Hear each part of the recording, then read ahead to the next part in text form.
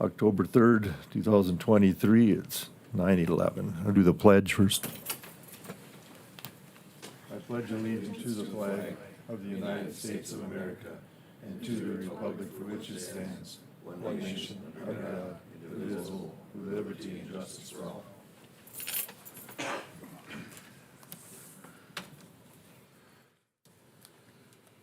Okay, you got the agenda.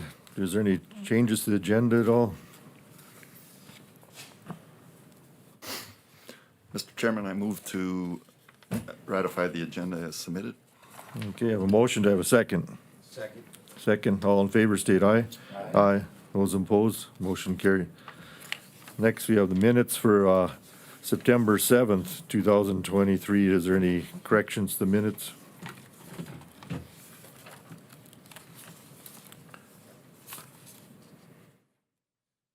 If not, I'll look for a motion to approve.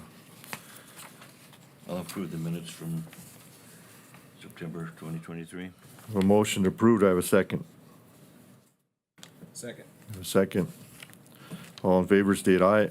Aye. Aye. Those opposed, motion carried. Then we have a meeting from September 19th, 2020. Is there any corrections to those minutes?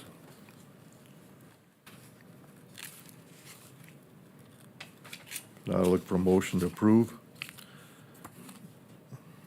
Mr. Chairman, I would move to approve the minutes for September 19th as submitted. Motion, do I have a second? I'd second. I have a second. All in favor, state aye. Aye. Aye.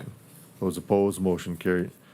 And we have a meeting for September 26th, 2023. Is there any corrections to those minutes?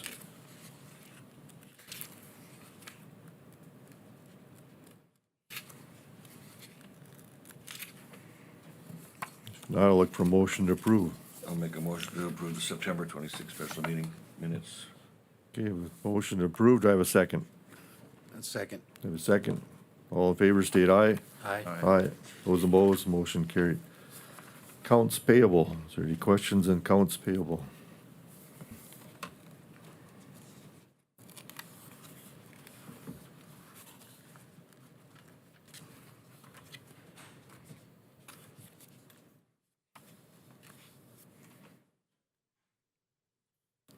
If there's no questions, I'll look for a motion to approve accounts payable.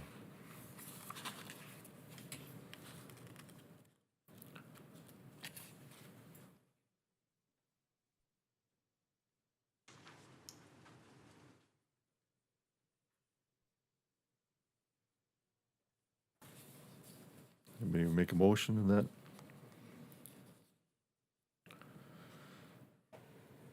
Mr. Chairman, I would move we pay the accounts payable as submitted, and that's the $698,834, correct?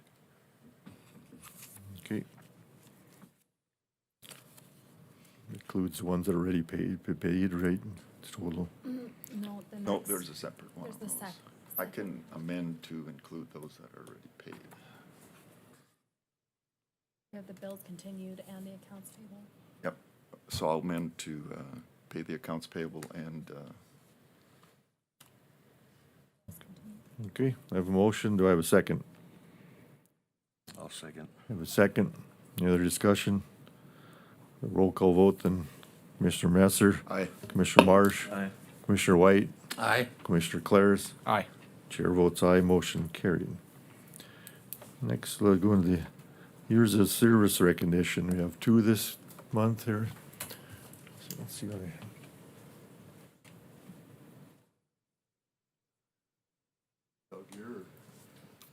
He said he wanted to drive truck today. He's kind of shy. Dedicated, huh? Travis, let me step forward. Travis Gibson has had 15 years with the Stark County.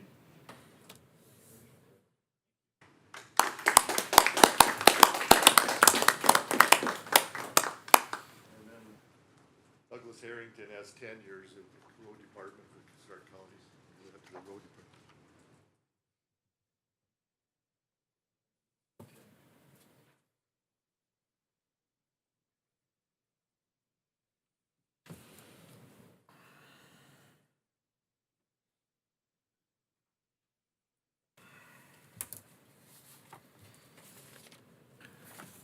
Next, we'll have the presentation from Marcus from the Dickinson Public Service, or Public Schools. Thank you, Chairman Franchuk, and members of the commission. Thanks for having me here today. I think it is an important issue for the county. Really two resounding issues at Dickinson Public Schools in regard to the upcoming bond referendum vote on October 24th. And those are an increase in enrollment, which is a good thing for the first, well, not the first time, but for a time in a while, we're over 4,000 students. And so that's a good thing for our community, I think, that we continue to see growth. And then the other is aged buildings and systems. So who's running my presentation for me? This is great. All right, it's like spot Mike. Thanks, that's awesome. A couple of things since the last referendum that we've done really to address enrollment increases. We have just such great partners in the county and in our community. We've partnered with DSU. Right now, we got 55 kids going out of the high school and taking college classes at DSU during the day. Next semester, it'll be 60. We've also increased the class enrollment at our Southwest High School, and we've started a virtual academy. And those two combined take another 75 kids out. And then something you've been a big part of and want to express my gratitude on behalf of Dickinson Public Schools is we developed a CTE center from a community perspective. Mike, you're going too fast. It's okay. I'll just do this, okay? Okay. But we've developed that center, and we're excited about what that's doing to our community in a positive way. Part of that center, we've been able to access over $20 million in state grants, political subdivisions, and then private donations. Just amazing stuff. If you have not been out there, please reach out to me and we'll get you out there. There is a donor open house on next week, Tuesday, actually on the 10th. So I hope you get some invitations for that. It's also allowed us to create a pretty robust school to work program.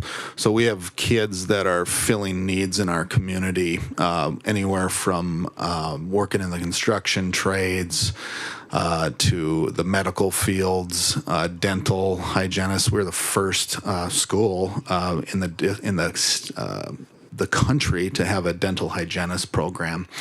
And then pharmaceuticals, just a lot of different stuff where we're taking kids out of the school and they're getting credit as seniors or late juniors to getting credit and actually applying those skills they've learned in the school.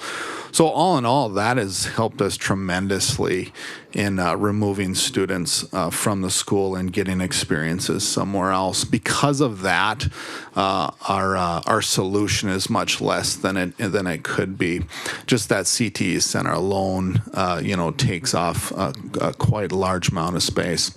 Because of those things we've done, we've reconfigured our plan and we sent a survey out, and I'll share information on that survey in a little bit. At the heart of everything, though, we did have a committee little over 2.5 years ago that got together and just looked at our facilities. We knew we were having some facility system issues, so we got them together, asked them to look at our 5-year plan, and they met for 6 months, and then they kind of said, this is too big, you need to hire an expert. So we did. We hired Consolidated Construction out of Bismarck, who specializes in developing maintenance plans for schools. They came back with $60 million over the next 10 years. A large percentage of that is at the high school. And so we think this solution, this bond referendum, if this is a solution the community wants, the district will be able to take care of the other $24 million essentially over the next 10 years. But at the high school, we have some major issues. I'm not going to talk about every one. As an example, fire protection, our alarm system still original. We had the 600 pod a couple years ago that we had to accommodate some things just to allow the fire department to allow us to have kids in it. Our HVAC is the largest price tagged item probably in the facility needs. Our boilers, the heating part of that, they are original. So they're at the end of their life expectancy. That HVAC renovation is quite large. People are shocked when I tell them that, we can't get parts for it. Last year we had a part go down in August. We were able to get it manufactured and then to us in December. And we were able to manually keep the system going. But if it was to fail, we could be without school in that particular building in the winter if it was to fail and we couldn't get parts in a timely fashion. Cafeteria, much too small for the number of kids we have. If you've been in there, you know that. Electrical upgrades, still the original system from 68. Forum, or the auditorium, right now doesn't have an air exchanger working because the panel that runs that is defunct and we can't find parts for it.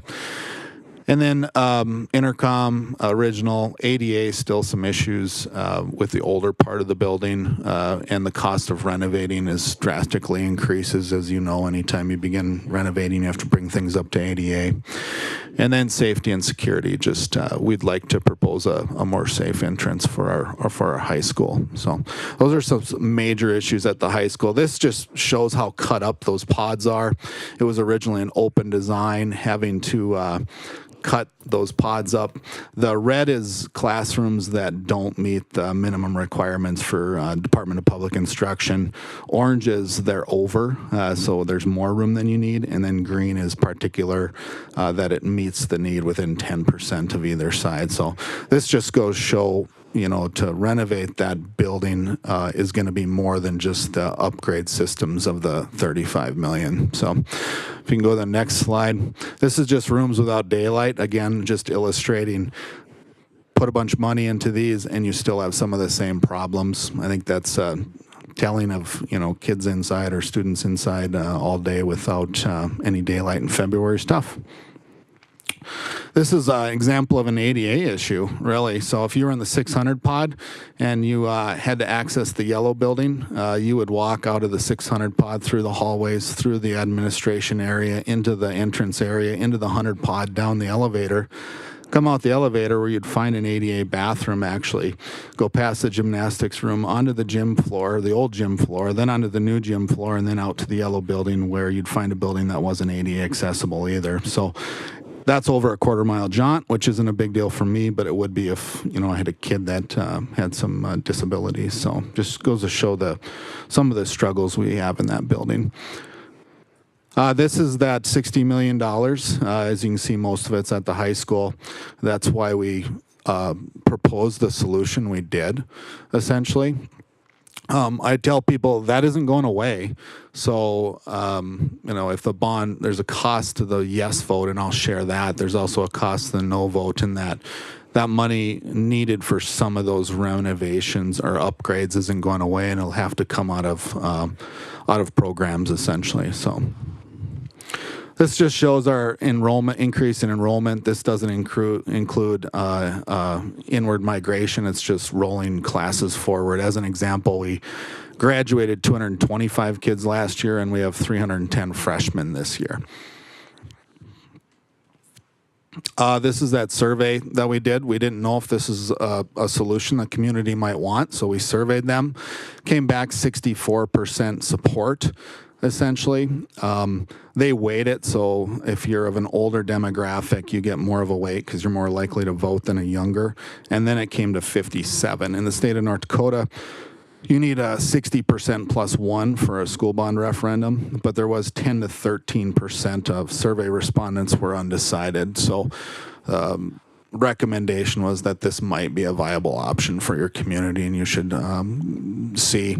The elementary solution did not garner the same amount of support, so we listened to the people, and that is not on the referendum. So what's in that plan? Essentially, it's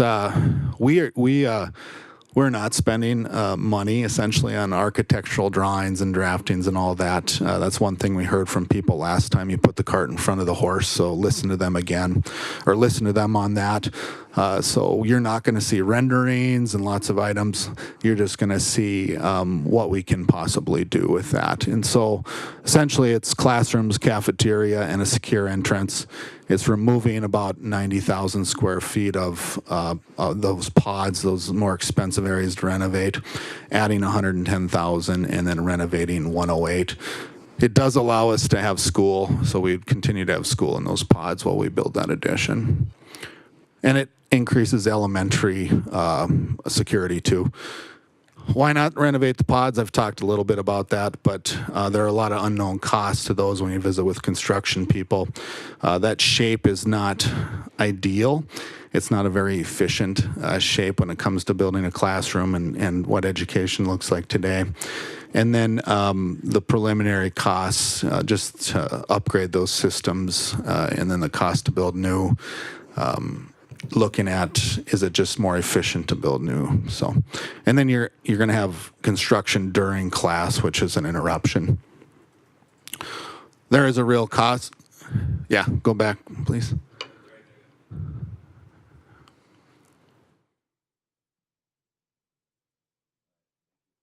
Yeah. Did Ms. Richards, did we share this with members of the commission too? Oh, sorry, you were back there. Yes, I think that. Yeah. Okay, okay, okay. That particular slide was not in there. This tax impact? Oh, the past one. You're right, because this is the new, we updated it. We had, so it's funny. This is number 48 presentation. And so every time I have a presentation, people ask for more information. And that one came out of another meeting that I had, and they asked, they had some questions around that. So we actually took it out and put it back in. Nobody was asking about it. Now we've put it back in. So yeah, yeah. Tax impact, there is a true tax impact. We've shared this, tried to be as transparent as possible. We have a tax calculator. Thanks to Ms. Richards for helping us with that. That's on our website. Also links to Dunn and Stark County if you need to find your assessment. So.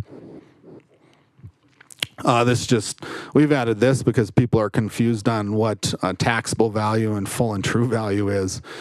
True and full value is, what most people probably think their house is worth. Taxable value is half of your true and full value times 9%. And so the ballot language has to read taxable value. So when people see $30 on every 1,000, you start to worry, right? But it's your taxable value, not your true and full value. So we've been trying to provide clarity on that. So why isn't state paying for this? I don't believe they will. I'm not in the legislature, but when I think about the schools around us that have solved their problem with their high school, New England, Richardson, Kildare, and South Hart, and then Class A schools, Mandan, Minot, Williston, and Watford City, that's hard for our legislatures to go and garner support from others, right? To try and pass some legislation to assist with this. We did, before my time, the previous administration did work. They were trying to do something with the state, and then COVID happened and it kind of fell apart, and then a lot of these referendums passed. So, but they have done things. They've bought down school mills from 185 to 110 to 70 right now for us. So they've taken a lot of that. You can see that on your property tax statement. They've income tax relief from 5 categories to 3, and then given a relief. Property tax credit starts next year, where you get $500. That is just for 2 years right now. But essentially on your primary residence, you get a $500 tax credit. I think the state's still trying to figure out what that looks like and how you apply for it. And then homestead tax credit. They have income less than $40,000, you get $100,000 on that $9,000. And then between 40 and 70, it's half of that. And then they got rid of the asset. So there's no asset limit on it. It used to be there was an asset limit on that homestead tax credit. So I think it's important people know we've passed 9 referendums since Central High School in the teens. We've also failed some, and then 20 times we've put major additions or built schools without having a bond referendum. So do our best not to impact the tax, with new additions in schools. But this particular time, we're up against the wall. People asked, done a good job of saying what a yes vote means, the cost and what it's going to do to the best of our ability. We haven't done the best of job in saying what a no vote means. And that goes back to that $60 million in that that money will have to come from somewhere. 81% of our budget is people. So when the board, if there was a no vote after that, they'd have to wrestle with some pretty tough decisions. You don't get to just say, I'm not going to put a roof on Roosevelt or fix the HVAC system at a school. We need to start making some cuts probably in regard to that if there was a no vote. Some ideas that probably, when you think about people, transportation, it's about $45,000 a route after we take the cost that we get from the money we get from the state and the fees we charge. Elective programs, much like I talked about with some of the stuff you guys have been involved in, that's about $100,000 a program, give or take. Benefits and supplies and equipment. Do we decrease some of those programs? Do we increase class sizes? And then activities. Between some activities are expensive, some are cheap. The average is about $11,000. So do we start to go to a pay-to-play model? Do we go to eliminating some or reducing the numbers of teams in each one? Those are all things I don't like talking about because they influence kids. But those are part of, my job is to solve the problem, right? And so if a yes vote, that's how we solve it. If there's a no vote, then I have to start solving it in different ways. We do still have some miscellaneous mills that we don't levy. It wouldn't be enough, but through board approval, they could increase some of those mills. But those are all decisions the board would wrestle with if there was a no vote. So if you need more information, you can go to our website. If there's something that you have a question on or think we should put on there, let us know. It's getting quite heavy. There's all kinds of reports on there, but just trying to be as transparent as possible. And then in celebrations, this was up to last fall, but a lot of state championships, individuals, a lot of national officers, people being honored at a state level, just a lot of good things happening. Sometimes when we have big problems that are daunting in front of us, we forget about all the great things that are happening. So, and with that, I'll take any questions you have. So, when they built the community center, rec center over there, they had the sunset tax or whatever, Okay. and that still's in place. Is there a way that you guys can tap into that? I'm unaware of this. So the only solution. Because my understanding of that tax was sales tax. Oh, okay. It was a sales yep. tax, and it was until to build the community center, and then when it was paid off, but it never went away. So Yeah, I'm unaware of our ability to do that. This is the way Century Code allows us to solve this problem, and the only way. I do know, correct me if I'm wrong, Stephanie, but we, like, a city or a county couldn't use a sales tax and then give it to the schools. I don't believe so. I mean, I guess if it was per your general fund, you would have the ability to do that, because general fund dollars they can use however you guys see fit. But if it's actual tax dollars that are saying that they're sales tax, Ms. Richard would have to say that, Auditor Richard, but I don't think you could it was just your sales tax. Yeah. after I met with you guys last time, where Yeah. it was just like, well, that tax One was supposed to possibility. go away, but it never did. So Yeah. We can't levy a sales tax independently. Yeah. but Yep. I thought the city could just. Yeah. Help solve our problem. I mean, I'll look into it. Thanks, Ernie. Anything possible. Any other questions? Well, I just greatly appreciate your time. My job is just to inform people. So hopefully I've been informative. Yeah. Thanks for your report. Yeah. Neil? Well, I would Yeah. say reiterate the date of the election. Oh, yeah, that's a good, jeez. That would be informative, wouldn't it? The date of the election is October 24th. You can vote from 7 a.m. to 7 p.m. We did our best to try and provide a corner in each part of the city just so it was easy for people to vote. So Heart River, Jefferson, Lincoln, and Prairie Rose Elementary. And then for our Dunn County families, they have to vote in Dunn County, just like Stark County has to vote in Stark County. And then if you want an absentee ballot, you can see either one of those auditors and they'll get you those absentee ballots too. Thanks. Marcus, I have one thing. Yeah, What Mr. was the turnout last time, 2 years ago, when you went through? 5 years ago. Was it 5 years? Just Yeah. The exact number was just over 4,500. And what was the percentage on that? The first time it was 45% and then 35% roughly, give or take, Bernie, on that. So it was low turnout and then low yes. Yeah. I think that's part of trying to inform public is everybody has the right to vote and hopefully they take advantage of that. There's a lot of people that are apathetic about it, so, one way or another, and then you have the ones that are full-blown behind their mission. Yeah. You guys have had already a couple sessions where you've invited the public again, right? That's cool. Yeah, so the next one is on October 11th, the chamber eggs and issues, and you'd have to apply, or you have to just let the chamber know you're coming, so they know how many eggs to make, I guess. And then the next one, public meeting, is on October 17th at 5:30 at the high school. And then we are in the process, our PAC wants us to present at every elementary, and so we'll be sending to our parents those. But this is, Commissioner Messer joked with me how many times I've done this, and this was number 48, I think, yeah. So trying to inform people as best I can. And we'll visit with anybody. I've visited with individuals, and I've visited with groups of 100, so. Okay, thank you. Thanks. Thank you. A hard time swallowing the end of life thing there. I was the first freshman class in the high school, so where does that put me?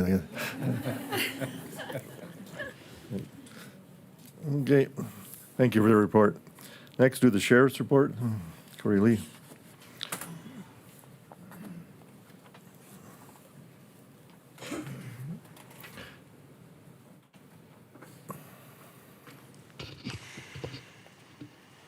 Chairman, Commissioners, good morning.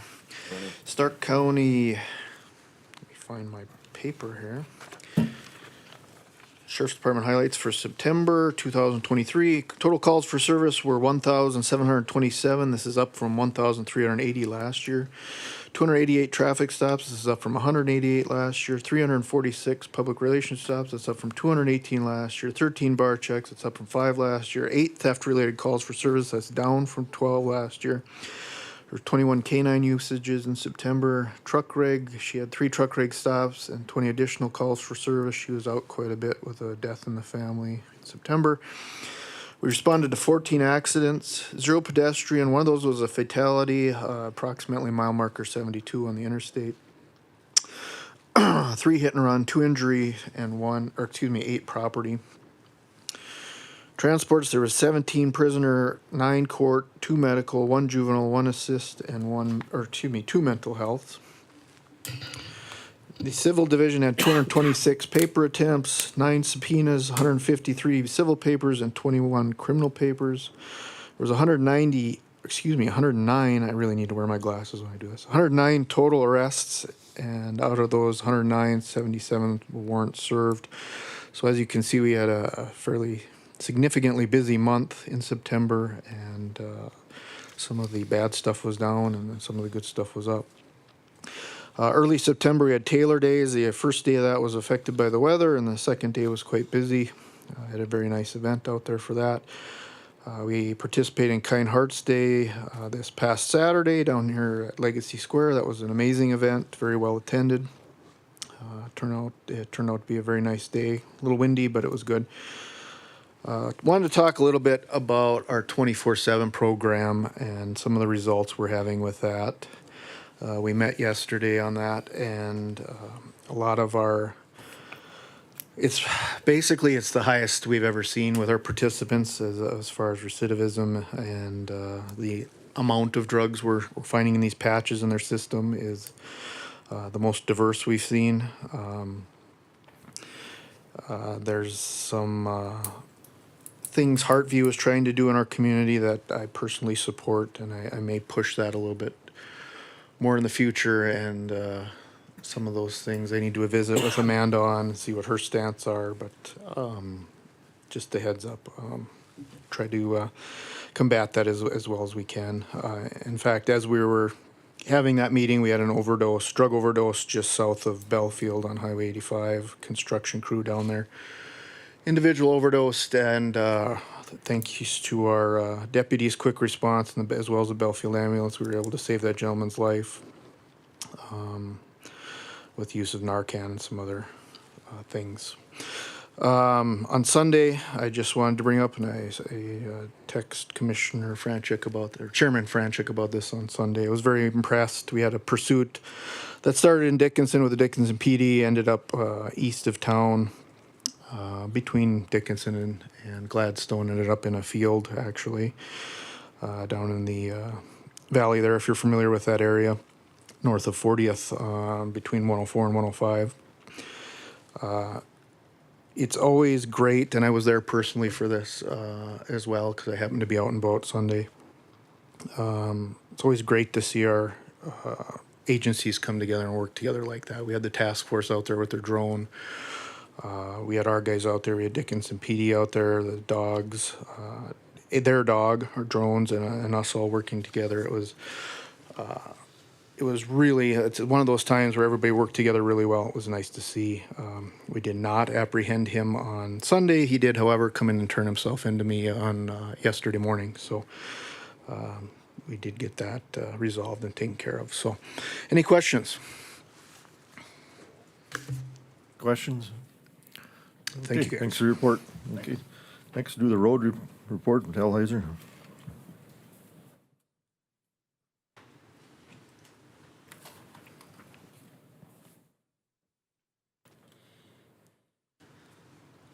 Well, good morning, everyone. Just kind of a rundown what the road crew's up to today. Got over half-inch rain over in the Richton country, so we're too wet to haul gravel out of there, so we moved south to Dickinson. We're a little less rain. We're got some graveling going on there, and then a few blades are out, blading up a few roads. It's challenging this time of year blading these roads when we got the grass that's a foot tall on the side of the roads and crowding in pretty hard. So as we bring it in, we get lots of grass, so hopefully people will tolerate that. The grass eventually will get blowed off as traffic goes on. Replaced a few bridges, old bridges we had with some culverts. I picked up some culverts here. You can see one of the right there. I've got a couple guys that are really handy with, we rented not a big trackhoe, but a trackhoe to help be a little more efficient than a rubber tied hoe. So we've been replacing a number of them throughout the county. I don't know if Mike's got that. People ask me how we blend the salt and sand. I've got a picture up there how we actually get the salt comes in out of Canada. There it is. That's how we get it in. We actually dump it right in the front of the shop on the concrete. We get the sand and we mix it, 3 buckets of sand, 1 bucket of salt, and here's Randy blending it up. And then we just pack it in the back into our salt shed. Then we take the broom and we sweep her clean. So it works pretty handy to get that done. We figured we'd get a jump start on it. Rumor has it might be harder to get later on, but it's kind of interesting. When this salt comes in, it's hot. It's just literally hot because it's just freshly refined and made and then trucked in. So the mowers, we got the mowers out paving. You know, we mow all of our paved roads throughout the whole county. Where we got 2 mowers working. We got that new mower and we got that side shift that's working really well. We got he's out in the lead and then the mower in behind is coming down and he can zip off and catch the approaches, kind of get the grass off the shoulders along the approaches where it actually creates drifts going out. Other than that, I don't have a lot of other things. I'm requesting, and I haven't decided yet. We normally have that road conference in Rapid City. This year, and like it was a few years ago, it's in Sioux Falls, and I just haven't decided if we want to make that jaunt down there or not. So, but just in case we do, we probably need some out-of-state travel. It's later this month. So if somebody wants to, I know Bernie has gone down with me to Rapid, but that Sioux Falls is kind of a jaunt. So I guess if we could get a motion to approve that travel, I may or may not go, but just in case we decide to go. Make the motion that we approve your out-of-state travel for the Sioux Falls Road Convention. I'll second. Have a motion, a second. Just- Any other discussion? Quick question, you have the money in your budget to do that, correct? Yeah, I guess out-of-state travel, we just take it out of miscellaneous, I guess. We also have that fund too, that grant, we got money too, they can take it. Yep. Oh, sure. Okay. Any other discussion? All in favor, state aye. Aye. Those opposed, motion carried. And then also too, we're getting the fences put back up on that grading project, 107th and 32nd. It's gonna be pretty costly, wire and everything is in steel posts. So don't be shocked when we get the bill. But, you know, we took them down and part of the agreement. The only good thing about it is we didn't have to buy any right away.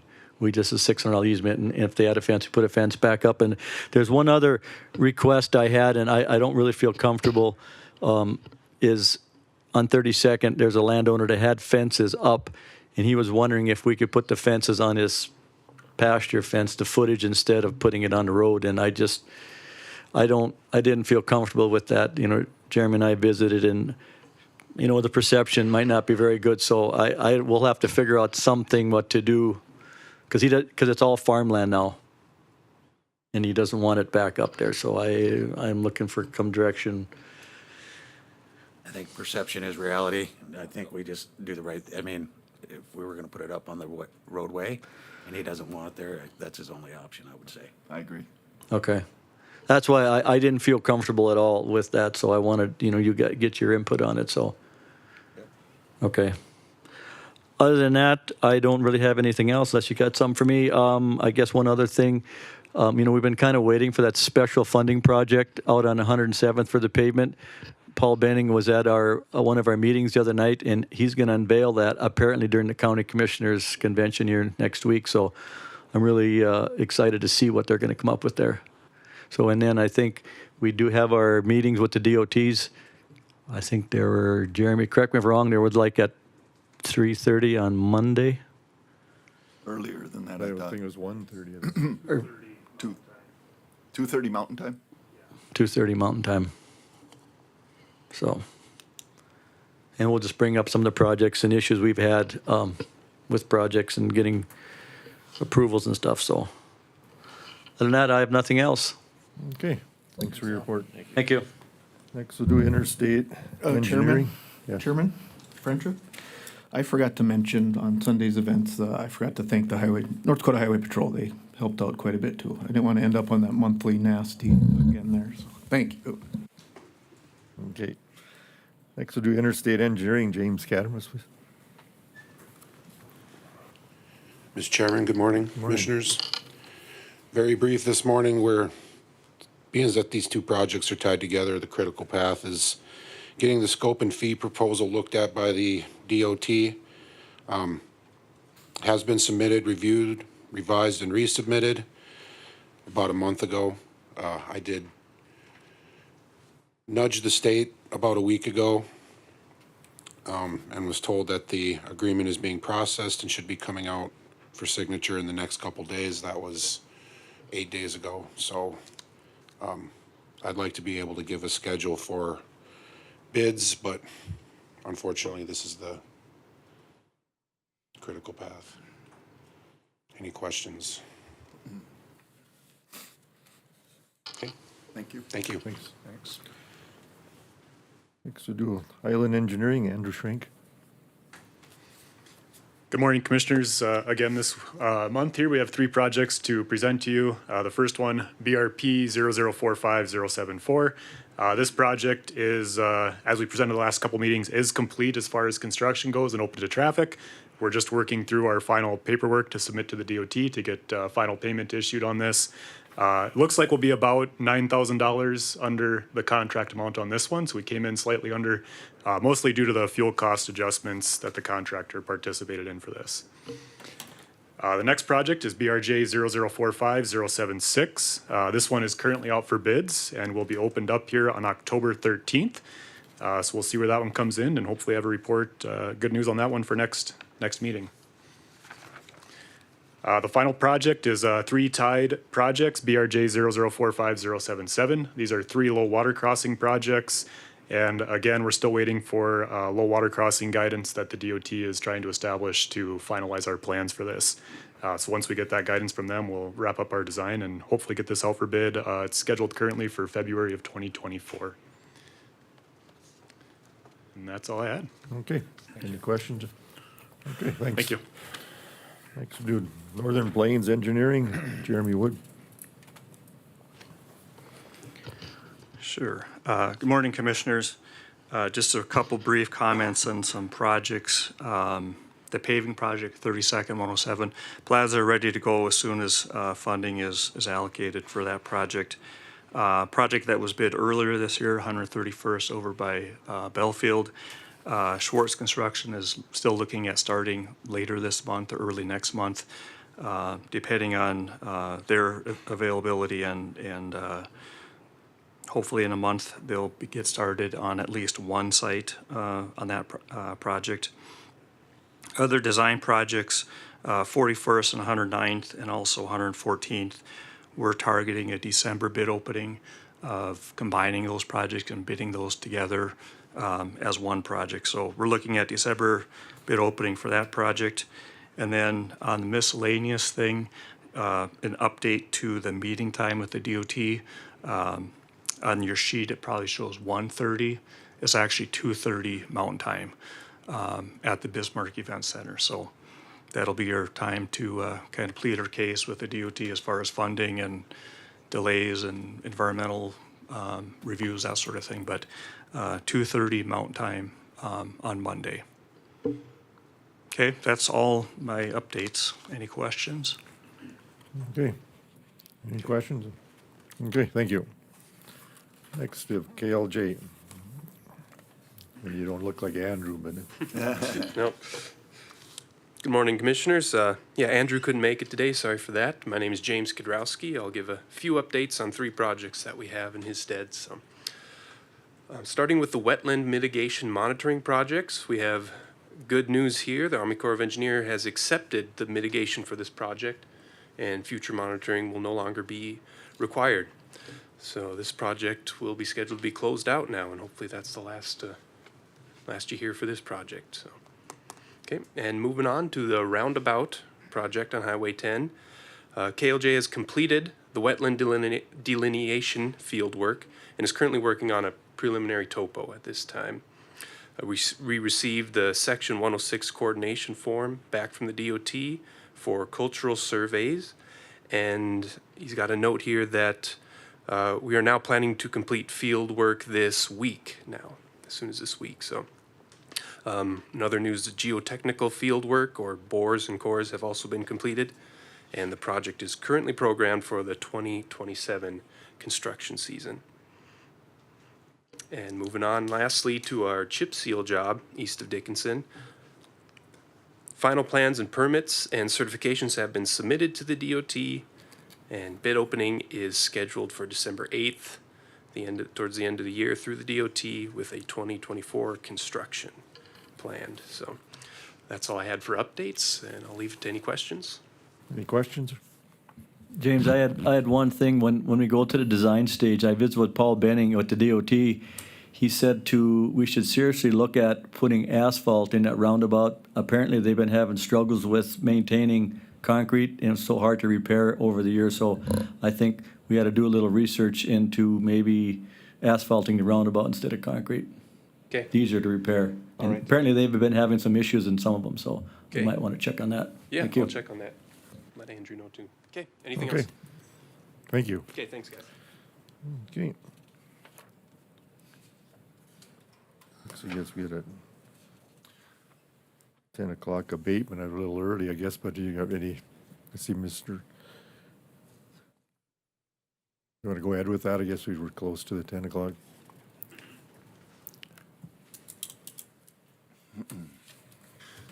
Good morning, Commissioners. Commissioner Franchuk, thanks for having me here today. To bring the abatement before you for the what used to be the old Southwest Health Building. The new property owner on that, McNeil Development, had utilized the value that we had on that property when it was exempt as part of their transaction, he said. However, that did not consider what the actual commercial value was, because we weren't keeping exempt values up just because they're not taxable. And so after going through the city commission meeting, it was the recommendation of the city to go ahead and to grant that abatement and lower that value a little bit, and hopefully help get that property to be utilized better in the community, as Mr. McNeil really doesn't want the building. He's trying to get it sold. So with that, like I said, we're recommending to go ahead with that $1.7 million value that the applicant is asking for, and stand for any questions. Anybody have any questions? Yeah, Mr. Hirschfeld, couple questions. Number one, and maybe it's just a technical error, your memo says that the property was purchased by Southwest Health in 2014, or 2016, by Southwest Health, correct? Yes, And at that point, because they are whatever nonprofit, that taxable valuation would have been reduced to zero. well, the taxable value, yes, but it still had an assessed value. Okay, so that's why on the website it still shows 1.603 million or whatever. At that time, when it went exempt, and we put it in that exempt folder, if you will, Yeah, our cost manual is based on 2008. So at 100% of 2008's value, the value was 1.6 million. Okay. However, over the last several years, values have gone up by roughly 45% or so. And so commercial values carry that premium then for time that the exempt folder didn't. We since corrected that for this year, but at the time, we didn't see a reason to keep up with the exempt values, as, you know, they weren't taxable, but that policy's changed now. okay, so the owner, the current owner of the property acquired it in an exchange Correct. for 2.2 in 2022, correct? He said he exchanged it for 1.6 million. And so when we moved it from exempt back to commercial, it increased that value. Then that 45% premium was added back to that, as all commercial properties have. So that's how we got back to 2.2 million. Okay. In previous discussions, and I'm not saying I'm against this, but I'm looking for information. In previous discussions that you and I have had, you have been very adamant that exchanges in value, when the property's exchanged, the valuation is irrelevant and it's outside of your pool of comps to establish value. Correct. This property was not utilized in that sale, in my sales ratio analysis. I understand that, but it was still an exchange. Yes. Okay.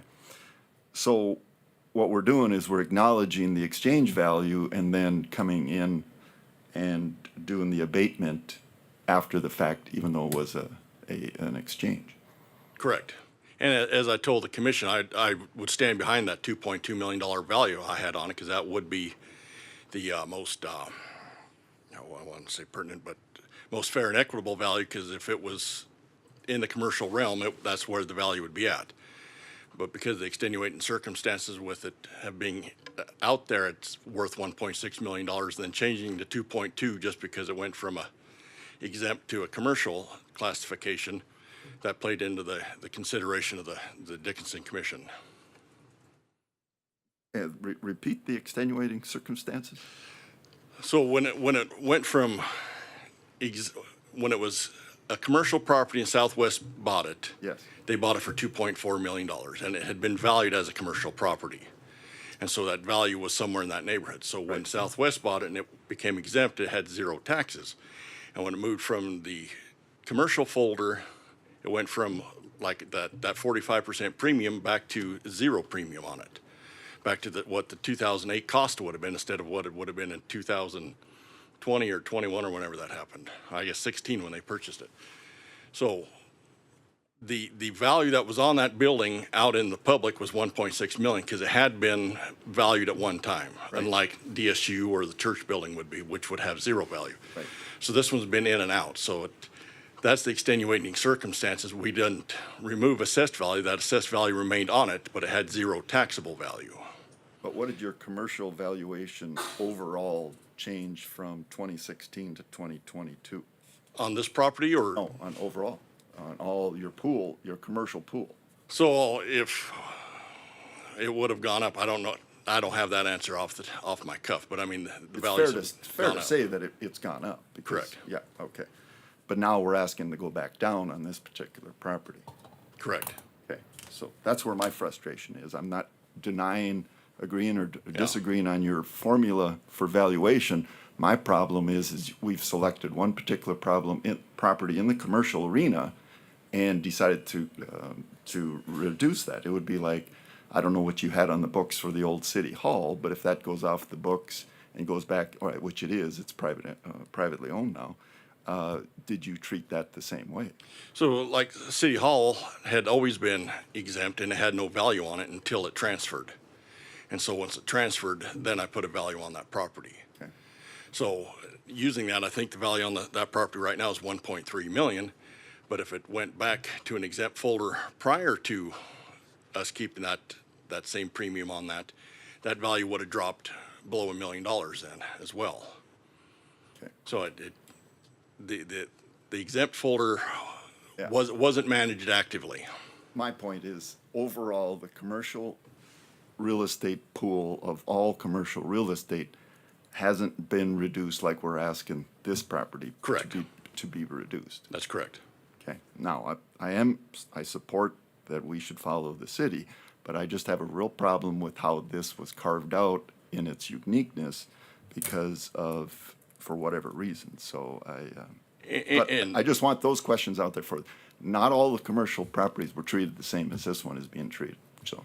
And that was a comment I made to my commissioners, that if they elected to make a decrease, it would fall outside of what I normally ask for. Yeah, and so how many other Same commercial property concern you owners, have, so. how many commercial owners now are gonna come to you and ask for additional abatements now?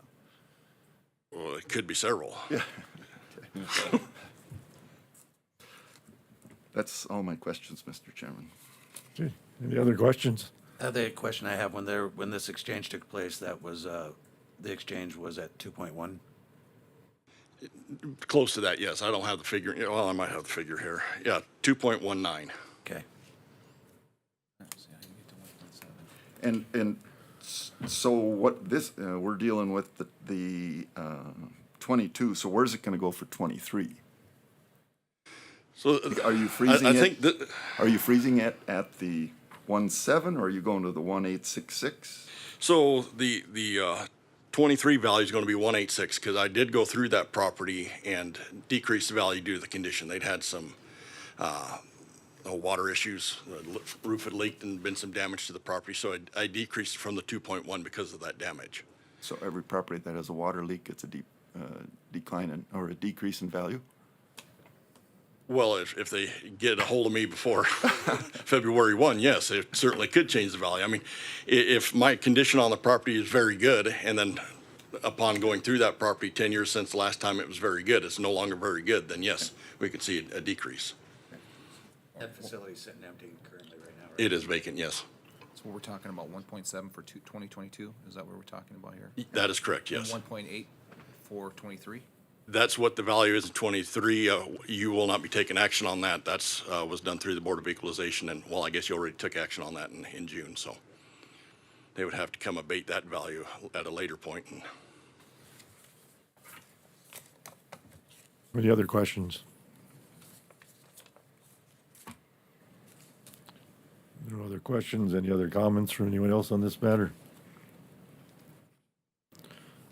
Okay, look for a motion then.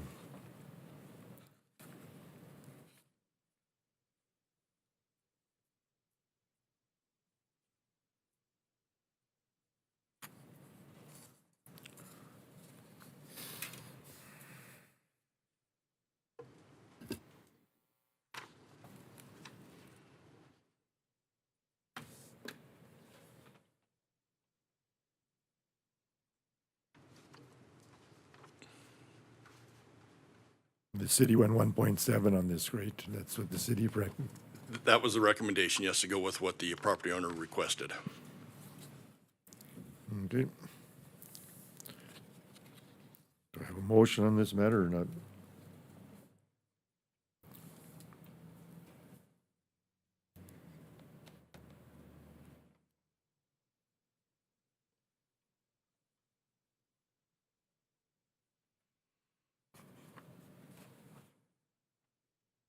So if we do nothing, where does it go? It stays at 1.8 or whatever you had it previously to the 1.7? Because this is an abatement, it's not for a change, you know. So we're going back, and my fear again is 12 months from now, this same property owner could come back to us and ask for another abatement for the 22 tax. I think it would stay under possible motions where it'd be the state at the 2191 if we don't take any action. Okay. I 2 think you million. still have to make a motion to reject the abatement request, because I have to, in my form, I have to fill out why it is that this abatement was rejected, if you decide to do that. I mean, in concept, I want to support the city's valuation. Okay, so let's be specific and clear about that. The concern I have is the carve-out here. We've carved out one commercial property based on extenuating circumstances, which are not extenuating. They're very common among commercial properties. Vacant buildings and leaky roofs are not unique to the commercial property. So that's the issue that I have. And so that's my comment.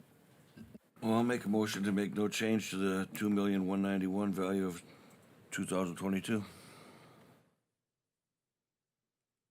A motion, do I have a second? I'll second that. Second, any other discussion? Roll call vote then.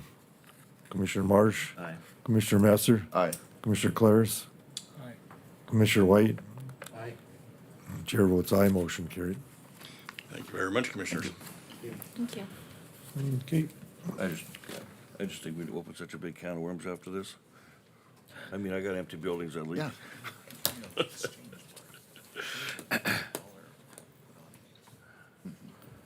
Okay, we'll take a break here for 15 minutes.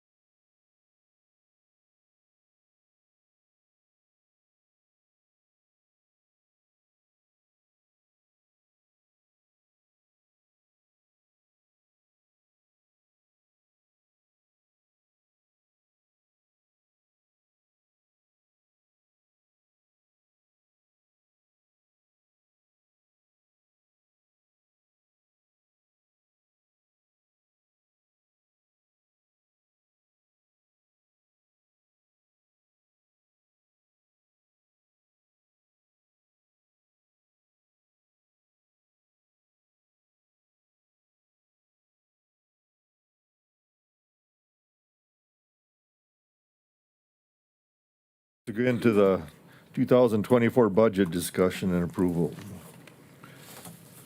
On that, first of all, if you want to go as department by department, or we just want to go over what's changed here? So I think I need to know, based on these numbers, where the commission would like to approve the final dollar amounts for each levy. So the big ones are like the general, if you would like to keep it at the estimated tax statement amount, or if you wanted to move that down to the proposed revenue and put it back to where it was at 5.5 million. And then I had, the next part was which contributions, I kind of got some information back on those contributions. And I had sent out to the commission the contributions page, whether or not you want to fund the DCS Imagine Library for another budgeting season for $5,000. And then the Stark Historical Society, they are putting together something, but they will be coming to a meeting when they decide what is needed. So I think the commission should leave that at 0 for now. Which, depending on whether or not you guys choose to do the DCS Imagine Library, I'd have to add in 5,000 to that contribution line. The information I got about the Imagination Library is what I sent out to you as far as minutes goes. I think it was first put into the budget in 2018. Marissa Armstrong had came to the commission and asked to put the DCS Imagination Library into the county commission budget. It sends out books to children who request it through the Dolly Parton Foundation. I will say that I have been at a household where they do receive those books, so people are receiving those books for young children. So that is up to the commission. I just haven't received anything further as far as any more information. I think we've just been sending them a check since 2018. The other one that I would need final approval on is the dollar amount for county roads unorganized. If that dollar amount that I put in for the estimated at 1.53 million is correct, then I would need approval on that to put it on the final tax statements, and also county road and bridge. If that approval amount at 2.519300 is correct, then I would need approval on that to use that for the final tax statements, as we are doing all of the mills in dollar amounts now, not mill numbers. So I need the actual dollar amount. And then the county jail, if you wanted to approve that one at 2.19074, $2,190,740. And then lastly, weed control, if you wanted to approve that at 337,000. So that is what I need from the commission, and let me know what other questions you have. You just want to go through department by department, or how do you want to do this? Wouldn't take long. Okay. We'll start with the governing board then.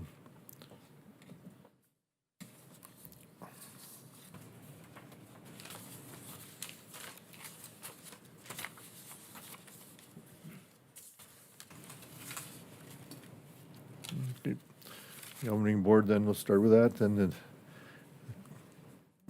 proposed 2024 is for $155,580. Do you want a motion to approve that, or? I'll move to approve the 155,580. A motion, do I have a second? Second. We have a second. Any other discussion? Those dollars, we need to go roll call for each one of these. We go roll call vote, Commissioner Messer. Aye. Commissioner White. Aye. Commissioner Marsh. Commissioner Claris. Aye. Chair votes aye, motion carried.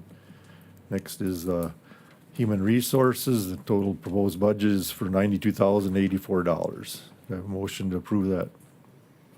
Make a motion to approve the 2024 human resources for $92,084. Do you have a motion to have a second? I'll second. Have a second? Yes. Can you repeat that, Corey? Can you repeat that? I couldn't hear you. Make a motion to approve the 2024 for human resources for $92,084. Okay, have a motion and a second. Any other discussion? Roll call vote, then Commissioner White, Aye. Commissioner Masser, Aye. Commissioner Claris, Aye. Commissioner Marsh. Aye. Chair votes aye, motion carried. Next is the auditors. Proposed on that is $381,190. Motion to approve. Mr. Chairman, I'll move that the auditor 2024 budget be proposed or accepted at 381,190. Okay, I have a motion. Do I have a second? Second. Have a second. Any other discussion? Roll call vote. Commissioner Messer. Aye. Commissioner White. Aye. Commissioner Marsh. Aye. Commissioner Claris. Aye. Chair votes aye, motion carried. Next is the planner. Proposed the budget on that is $86,574.24. They have approval, motion to approve that budget. Mr. Chairman, I would move to approve the planner budget for $86,574.24. Have a motion, do I have a second? I'll second. I have a second. Any other discussion?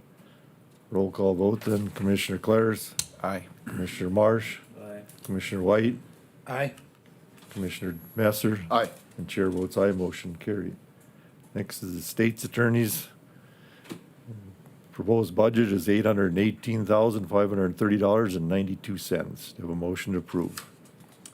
Mr. Chairman, I move that the state's attorney budget for 2024 be $818,530.92. Do you have a motion? Do I have a second? I second. Have a second. Any other discussion? Roll call vote, then Commissioner Messer. Aye. Commissioner Claris. Aye. Commissioner Marsh. Aye. Commissioner White. Aye. Chair votes aye, motion carried. Next is the recorder's budget of $259,907.25. Do you have a motion to approve that budget? Make a motion to approve the 2024 recorder budget for $259,907.25. Okay, I have a motion. Do I have a second?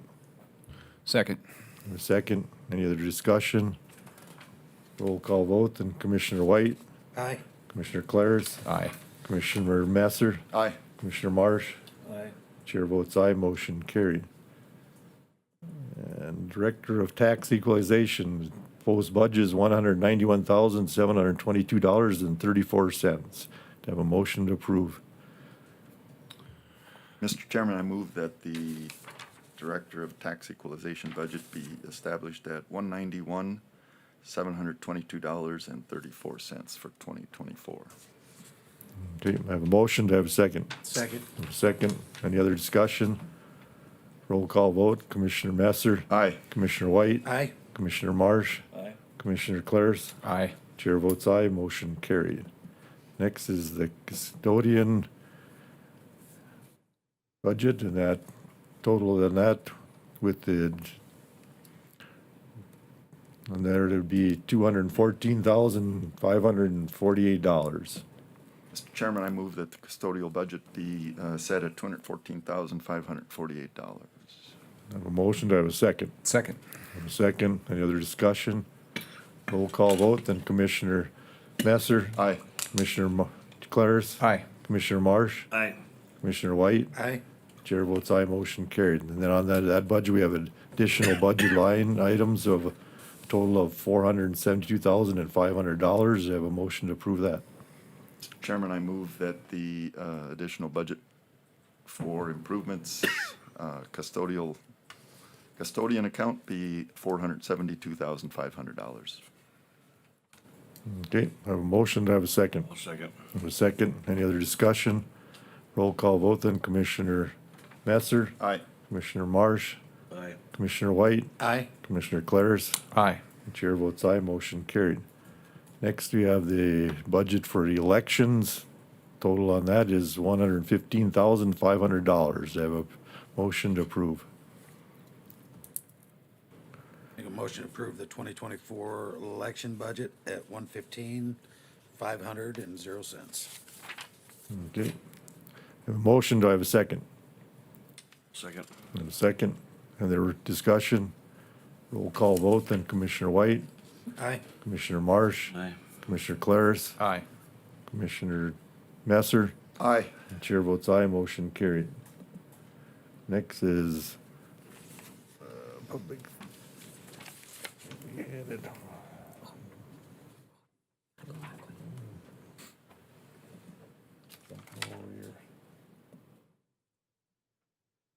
And okay, on the budget for public safety, the total on it is $3,246,742.50. Do I have a motion to approve? Mr. Chairman, I move that the public safety budget be established at $3,246,742.50. I have a motion, do I have a second? Second. I have a second. Any other discussion? Roll call vote then, Commissioner Messer, Aye. Commissioner White, Aye. Commissioner Marsh, Aye. Commissioner Claris. Aye. The chair votes aye, motion carried. Next, we have LEC maintenance. Proposed budget on that is $293,554.02. We have a motion to approve. Mr. Chairman, I would move to approve the 2024 LEC maintenance budget to $293,554.02. Okay, I have a motion, do I have a second? I'll second. Okay, I have a second, any other discussion? Roll call vote then, Commissioner Claris, Aye. Commissioner Marsh, Aye. Commissioner White, Aye. Commissioner Messer. Aye. The chair votes aye, motion carried. Next to the budgets for disaster emergency services. And the total budget on that is $409,678. Do I have a motion to approve? Mr. Chairman, I would move to approve the 2024 disaster emergency services budget in the amount of $409,678. Okay, I have a motion. Do I have a second? Second. Second. Any other discussion? Roll call vote, then Commissioner Claris, Aye. Commissioner White, Aye. Commissioner Marsh, Aye. Commissioner Messer. Aye. And chair votes aye, motion carried. Next is E911. Total budget on that is $299,705. We have a motion to approve. I would make a motion that we approve emergency 911 budget for $299,705. Okay, I have a motion. Do I have a second? Second. I have a second. Any other discussion? Roll call vote. Commissioner Messer, Aye. Commissioner Claris, Aye. Commissioner Marsh, Aye. Commissioner White. Aye. Threw you off there for a second. The chair votes aye. The information technology total budget on that is $599,419. Do I have a motion to approve? I make a motion that we approve the budget for IT, informational technologies, for $599,419. Okay, I have a motion. Do I have a second? Second. I have a second. Any other discussion? Roll call vote then. Commissioner Marsh, Aye. Commissioner White, Aye. Commissioner Claris, Aye. Commissioner Messer. Aye. And chair votes aye, motion carried. Next, we have county park. Total budget with that is $397,773. Do I have a motion to approve?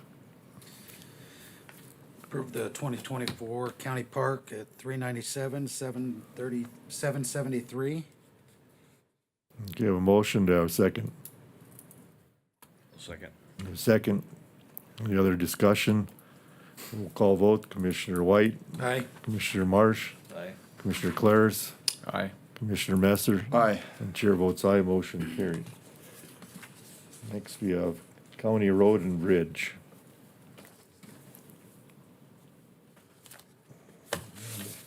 Total proposed budget is $2,575,000 even. Have a motion to approve. I move that we approve the budget for 2024 for county roads and bridges, $2,575,000. Motion, do I have a second? Second. Second. Just, Any- just a quick question. I'm sure because last week when we talked, it was 2,519,300. I don't know what was, I just want to, I support it, but I just want to know where that other monies came from. It was 519, you said? Wasn't it 2,519,300? That's, Look, I don't have any notes That on it. was I the- have the 2.575. You're talking about how much we're levying compared to the Bingo. actual budget. Yep. I told you there was a good answer. Okay, any other questions? Okay. Roll call vote then. Commissioner Marsh, Aye. Commissioner White, Aye. Commissioner Claris, Aye. Commissioner Messer, Aye. and chair votes aye, motion carried. Next is county roads unorganized. And the total budget on that is $6,382,500. Have a motion to approve. I would move that for county roads unorganized for 2024, we approve the budget of $6,382,500. Have a motion, do I have a second? Second. Have a second. Any other discussion? Not roll call vote, Commissioner Marsh, Aye. Commissioner White, Aye. Commissioner Claris, Aye. Commissioner Messer. Aye. Chair votes aye, motion carried. Next, we got highway distribution. And total budget on that is $2,728,507.34. Do I have a motion to approve?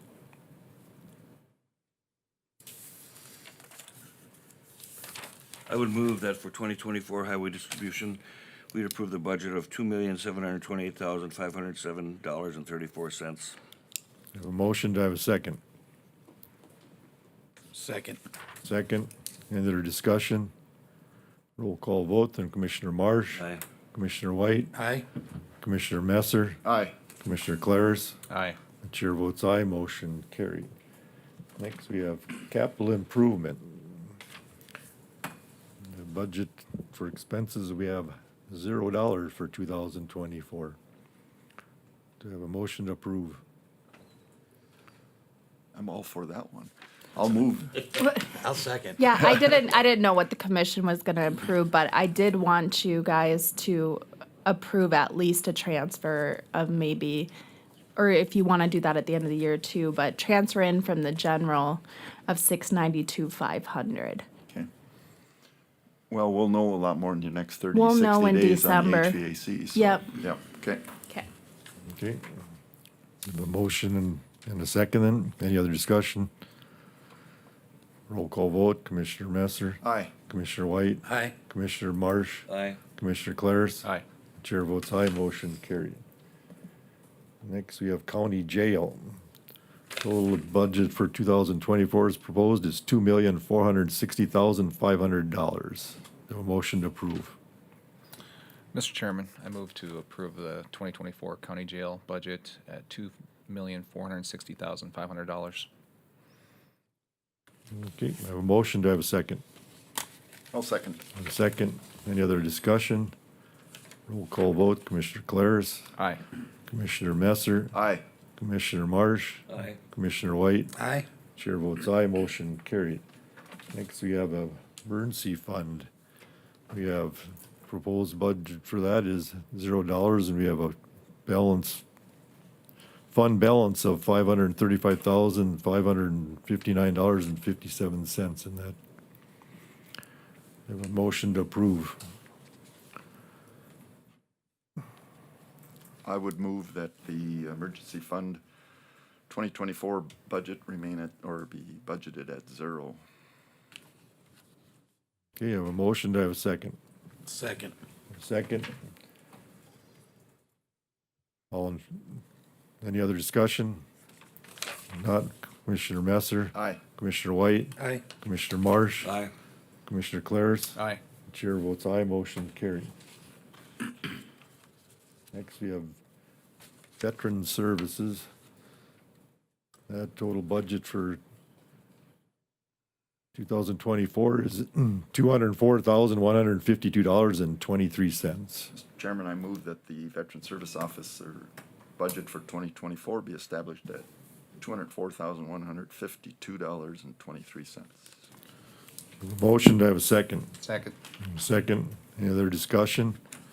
Roll call vote then, Commissioner Messer, Aye. Commissioner Claris, Aye. Commissioner Marsh, Aye. Commissioner White. Aye. The chair votes aye, motion carried. Then we have the county agent. And total budget, the county agent is $205,335.85. Do I have a motion to approve? Mr. Chairman, I move to approve the county agent budget for 2024 at $205,335.85. Okay, I have a motion to have a second. Second. Second, any other discussion? Roll call vote, Commissioner Claris, Aye. Commissioner White, Aye. Commissioner Marsh, Aye. Commissioner Messer. Aye. The chair votes aye, motion carried. Next is the weed board, weed department. And the total on that for the budget is it's $520,403.05. Do you have a motion to approve? Mr. Chairman, I move to approve the weed control budget of 2024 at $520,403.05. I have a motion to approve. Do I have a second? I'll second. A second. Any other discussion? Roll call vote then. Commissioner Claris, Aye. Commissioner Marsh, Aye. Commissioner White, Aye. Commissioner Messer. Aye. The chair votes aye, motion carried. Next is victim witness. Total budget on that is $124,937. Do I have a motion to approve? Mr. Chairman, I move that the victim witness 2024 budget be established at $124,937. I have a motion. Do I have a second? Second. A second. Other discussion? Roll call vote then. Commissioner Messer, Aye. Commissioner Claris, Aye. Commissioner Marsh, Aye. Commissioner White. Aye. And the chair votes aye, motion carried. Next is the Fairgrounds Special Projects. I don't think we need to do anything there. No, I don't think we have I anything there. think we're good. Okay. And then contributions, and they got the 2024 contributions. I think there was a couple we need to formalize. So just the decision on the Imagination Library and the Stark County Historical Society, and if you wanted to approve this as presented without those two, then that's where the total of 219,000. Oh, I'm sorry. That's where, whether or not you want to approve them individually, but I would probably just do them in funds, because like the Sunrise Youth Bureau is its own, they're tied to different funds. So the DCS Imaginary Library since 2018, that was the only time they've had representation asking for $5,000 one time? And we've Was just in given it every 2018. year? Yep. Was that requested just to give it every year? I don't know, I wasn't here in 2018. 2008, I don't recall what was said anymore on that. I think with something like that, they should be probably coming forward, I guess. And we talked about this last week and nobody's come forward since, No, in the last week. No. So I would move not to provide the $5,000 for 2024. Okay. And I don't even know if you need a motion, just leave it off. Okay. Yep. Well, it was given every other year though, so that's why I would make a motion not to, and then they would have to I'll come second back. that. Thank yeah, you. motion is second, any other discussion? I just think if people want, they need to make an annual request. They just put it in their calendar. They should give us a little report on everything anyway. Okay. Roll call vote then. Commissioner White, Aye. Commissioner Messer. Aye. Commissioner Claris, Aye. Commissioner Marsh. Aye. And chair votes aye, motion carried. Then Inspire ND, we have that, or you, Spire? Yep, they came to us already this year and was asking for $10,000 to help with their Youth Spire stuff. So they did do a presentation at the beginning of the year. And then Stark County Historical Society to be at 0 for now. For now, yep, until they come forward once they nail down what it is that they're working on, so. Okay. So do you have a total, less the three, the Imagination Library, Imagination Library and the Historical Society? Well, they're actually they're all part of different, like they're funded, if you look at their fund numbers, they're funded out of different lines. Okay. So I don't really total them that way. But I will say that under your non-departmental expenses sheet, your expenditures total. Okay. Under advertising contributions, that's where that 133,350 comes from, is the total of those non-departmental Got it. ones. And then the other ones, have kind of like their own lines on here. The ambulance service funds, I added in the 230, the 10,000, and the 10,000 for a total of 250,000. And that's in your expenditure total line under the public safety, where you'll see ambulance service, Belfield, Richardson, Taylor, Dickinson, 250,000. So I suppose if you're accepting the budgets of all these other ones, then you would just need to approve this expenditure total thing, and that would approve this contribution sheet then, because that's where those numbers come from.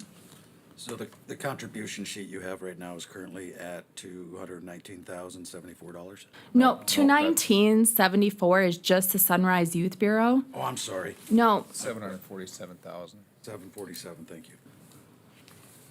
That's what I come up with. That does not include the probable contribution to the Historical Society. We don't know what that number we don't is. know what that Yeah. one is. Yep. So if you want to approve that dollar amount from the contribution sheet, that'd be fine too. That's just going to approve it on the expenditures totals too. But I already included that in your expenditure sheets. What's that number? I have 747,344 is what we've got on this sheet currently. I would move that our 2024 contributions be established at the $747,344. Okay, I have a motion, do I have a second? Second. I have a second. Any other discussion? Well, it's 747 today, but we don't know what Right. the Historical Society. They can just come before another commission meeting and you guys can do that totally separately. Yep. Okay, roll call vote. Commissioner Messer, Aye. Commissioner White, Aye. Commissioner Marsh. Aye. Commissioner Claris. Aye. Chair votes aye, motion carried. And we need to approve the expenditures and revenues, or? So if you, as the board, want to approve, go ahead and approve these expenditures and revenue sheets, and then we can go over the dollar amounts that you want to approve for the levy based on that. I will say, some of them I have to kind of just go with my best guess. I mean, we have, we don't know how many transports the sheriff's department's gonna do in a year, so we get to guess that. We don't know how many mental health cases there are gonna be, so we get to guess that too. So there is some things that I just kind of have to, like I said, best guess scenario and fill in a number for those. And then I look at the last 2 years and where it's at today, and that's how I come up with those. Okay, so then the proposed expenditures for 2024 are $11,039,397.27, correct? Right. Yes. Okay, I look for a motion to approve. I'll move that the expenditure line be established at $11,039,397.27. I have a motion, do I have a second? I'll second that. Have a second. Any other discussion? Roll call vote. Commissioner Messer, Aye. Commissioner Marsh, Aye. Commissioner White, Aye. Commissioner Claris, Aye. and chair votes aye, motion carried. And total revenues, For the revenues, there is, of course, some more, there is a lot of estimating because we don't know certain things. It's up, especially for like state aid distribution, that's one that really varies. And then of course, oil and gas, so that's not, that varies also. So that's as close as I get if you look at what I have, so. proposed revenues are $3,268,623. Oh, no. 11,000,000. 11 million. 39. Yeah. 270 or something. Okay. So, Proposed, just a quick question.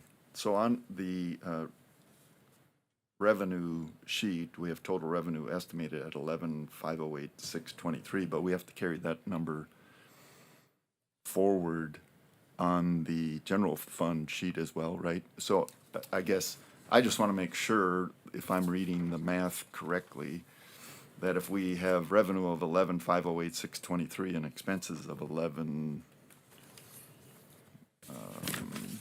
39,000, so we have about a $500,000 cushion, as it were, correct? Right, that Okay. would be moved over if we receive all the state aid and oil and gas that we're supposed to, right?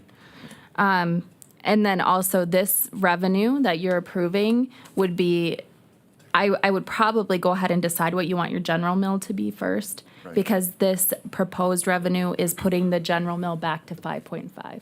Okay, I'm glad. I'm So glad to hear that. I would move that our general fund levy, account number 3110 be established at 5.5 million. okay, I have a motion, do I have a second? Second.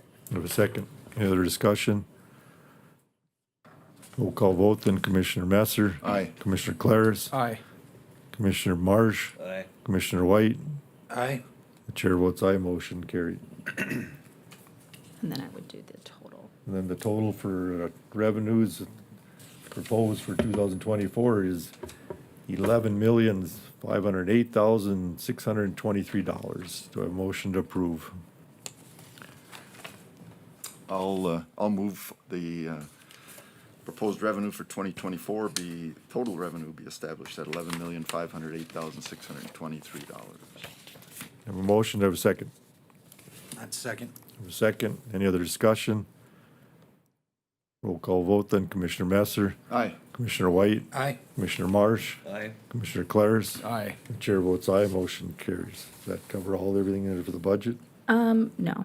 So you will have to decide what you want, what dollar amount you want the county road unorganized, if you want it established at 1.53.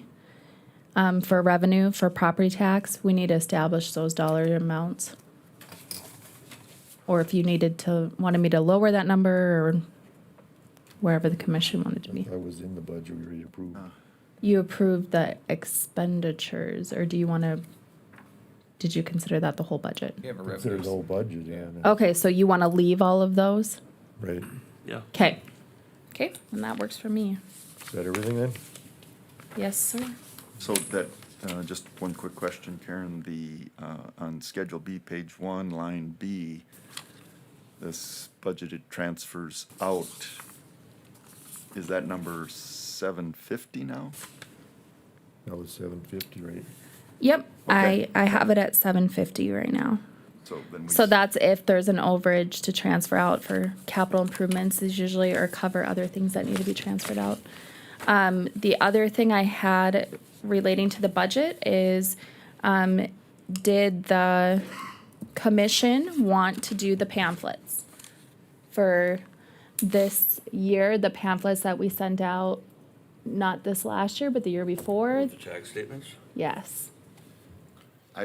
I think they're a good tool, and I do too. it's not a big investment. answers a lot of questions. And I actually got comments last year that we didn't have them in there, and some people asked for them. So I think the cost was Yeah, I think the cost, 20,000. it's well worth it. It's not, I don't even think it was 20,000 at all. I think it was under 10. Okay. Yeah. So the commission wants to do that again? I just, Vote on it, but yeah, I'll move that we include the pamphlet in the tax statement. I'll second it. Motion is second. Any discussion? Roll call vote, then Commissioner Messer. Aye.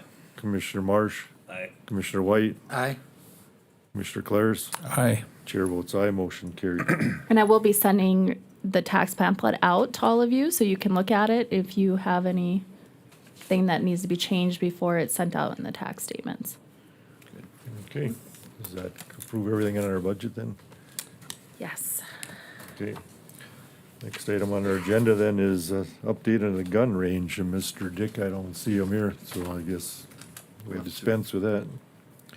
Then we go to delinquent property tax sale price. Okay, so the top sheet that I handed you right before the meeting is the, our previous parcels that the county took ownership of in previous years.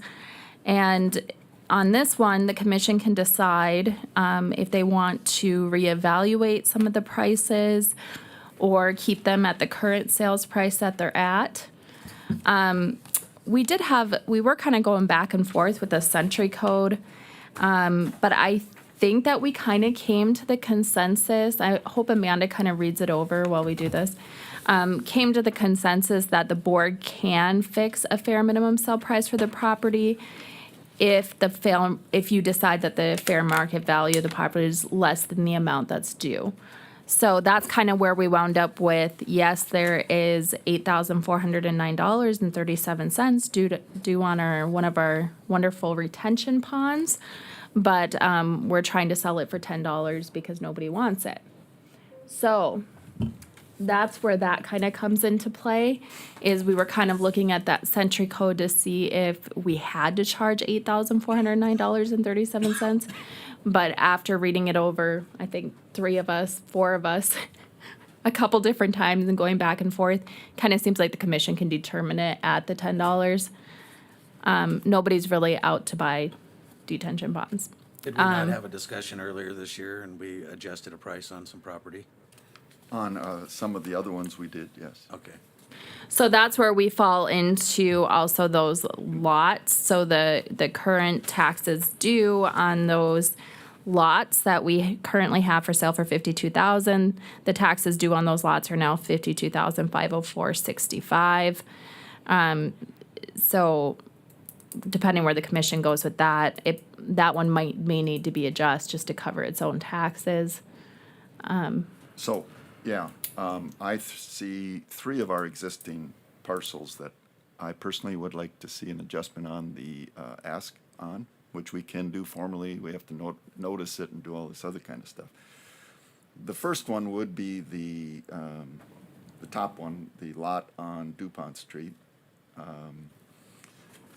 We've actually torn the residence down there. It's actually it's a non-compliant lot. There's one buyer for it. It's the neighbor. And I don't know if I'd like to see it get back on the tax roll, but I'd like to have us make an adjustment on that one, downwards on that one. Because we've had this now in inventory since too long, longer than I've been on the commission, so it's time to move away I from think that that's one. part of Mike's grass mowing Yeah, and routine. that's Mike's. Yeah. So, lack of anything else, I would move that we establish the price on that lot at $9,000. Is that a motion? Yeah. I'll second it. That's a motion? Yeah, yes, it Okay, was. you have a second? Yep. Okay, any other discussion? Can't we put it up for bids from the public?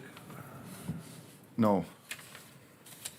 You We still have to establish a price and You still stick to have the price. establish a minimum price. We can during the middle of the year. If someone would come in and make a less than full price offer, we can I reduce the just know price, that but one we have time- to reestablish. There was a piece of property and I got a letter from the city if I was interested to give them a bid, and that's, City is over. City is over. It's, these are foreclosed properties versus properties that are Okay. actually owned. There's a distinct difference, so, okay. Okay, What are, you said there was two others on here? Yes, but, let's do one at a time, just in case. okay. okay, that was my question. Okay, you got a motion and a second, then roll call vote, Commissioner Messer. Aye. Commissioner Marsh, Aye. Commissioner White, Aye. Commissioner Clares. Aye. Chair votes aye, motion carried. The next two that I would lump together would be the two lots at 52,000. We had three lots, if you remember. We have sold one, which makes these two lots more valuable. So I'd like to have us get above the threshold of the delinquent property tax. And so it would be my recommendation, we put those two lots each out at $57,500.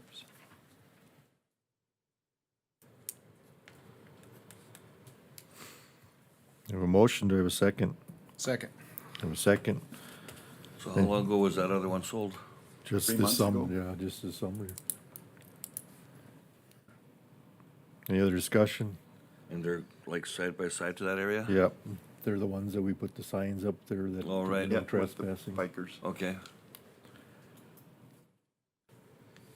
No other discussion, then roll call vote, Commissioner Messer, Aye. Commissioner Clares, Aye. Commissioner Marsh, Aye. Commissioner White, Aye. the chair votes aye, motion carried.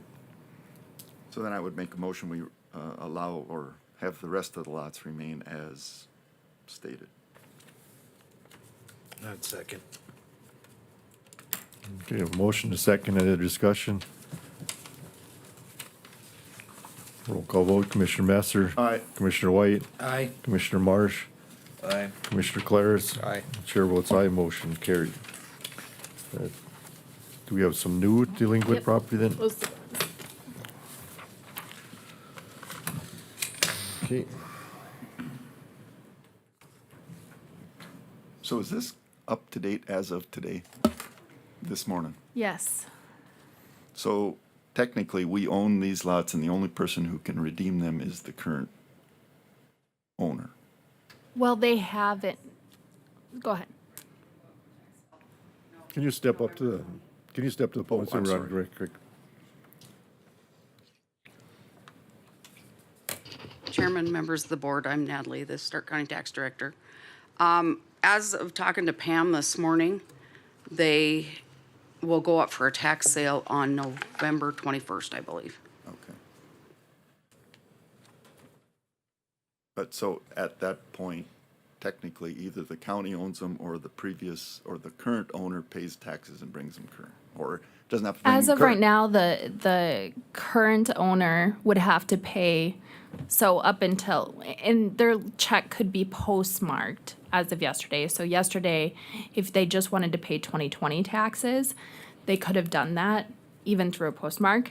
But as of today, if they came in to write a check for their taxes, they'd have to pay all 3 years for them to not be part of the tax sale. Got it, okay. Yep, and they have till the sale day to pay up all 3 years. Okay. So we don't do anything with this right now?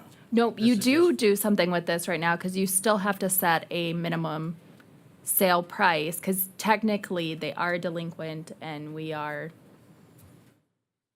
setting a price for that tax sale, they don't pay. All 3 years. Yep, up until that date, the owners can, but they have to pay all 3 years. That's delinquent. Well, I don't want to be in the real estate ownership business, but there are some alarming numbers here, guys. Historically, the properties we get back would be where the delinquent amount and the value that the assessor set would be fairly close and those kind of things. But we do have some properties in this new list, you know, for example, the second one, where the delinquent tax amount is $22,944 and the assessed value is $661,000. And there's a number of them, if you go through there, that kind of fall under that thing. And I think you're looking at the wrong list. I gave you one this morning. That one's too long, Neil. That one's too long. oh, okay. That's the old, yeah, that's, Okay, that's, that's why I asked, is this one current? Because No. it's scary. This one I here. was looking at the Yeah. screen. Oh, okay. I didn't know Yeah, what the. much better. Thank you. You were Yeah, we throwing went me for from a loop there, too. 25 About scared me. 6. Haven't lost the last Well, I said hour. something's going on that I don't know about here, so.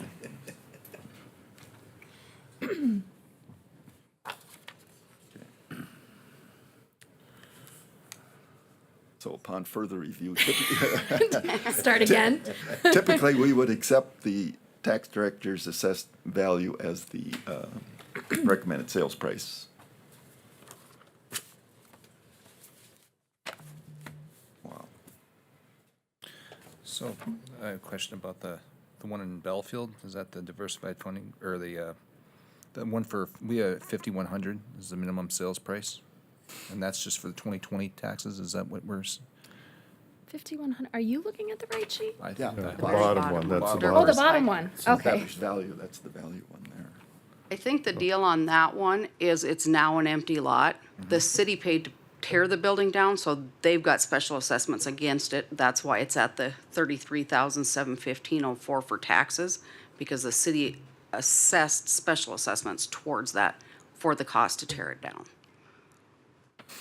So in our tax program, because it's an empty lot, it's the same as all the other empty lots in Belfield. But the taxes owing against it is way more because of them special I assessments. will say that the house listed in Belfield for that she has true and full value, the price set at $39,800. As far as I know, that house is not actually like livable. It needs to be torn down.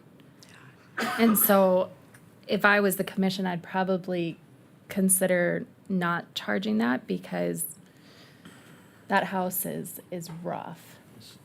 Some may live in it though, right?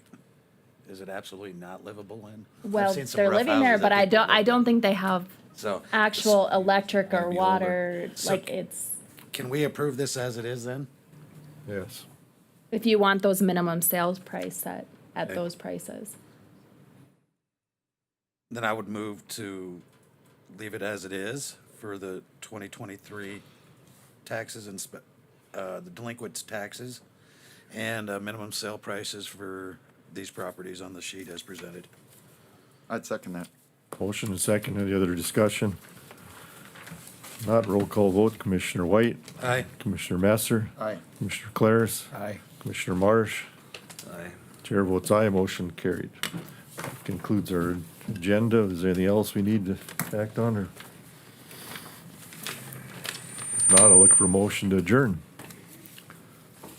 So moved. A motion adjourned. Do I have a second? Second. I have a second. All in favor, state aye. Aye. Those opposed, motion carried. Thank you.